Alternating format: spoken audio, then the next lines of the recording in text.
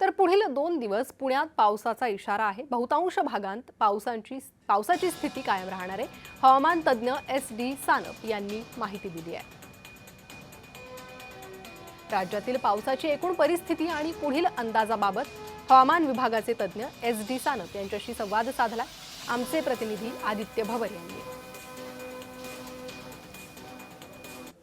पुढील काही दिवसात पावसाची स्थिती कशी असेल हे जाणून घेण्यासाठी आपल्यासोबत हवामान विभागाचे तज्ञ SD सानप सर आहेत। काय सांगाल सर?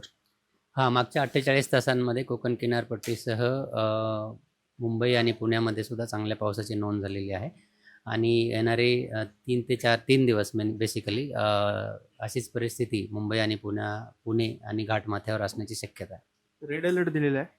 रेड अलर्ट हा मुंबई, रायगड, ठाणे आणि पुण्याचे जे घाटमाथे आहेत त्यासाठी दिला गेलेला आहे। बरं, शहरांमध्ये कशी असणार आहे परिस्थिती? मुंबई आणि पुण्यासाठी मुंबईसाठी रेड अलर्ट आहे आणि पुण्यासाठी जर आज बघाल तर ऑरेंज अलर्ट दिला गेलेला आहे। मग पुढील 3 दिवसानंतर पावसाची स्थिती कशी असेल? तो थांबेल का तसंच पडत राहील काय? पावसाची तीव्रता कमी होईल। आता ज्या पद्धतीने पडतोय किंवा ज्या इंटेन्सिटीने पडतो त्याच्यामध्ये हळूहळू आपल्याला कमी होत जाताना दिसेल।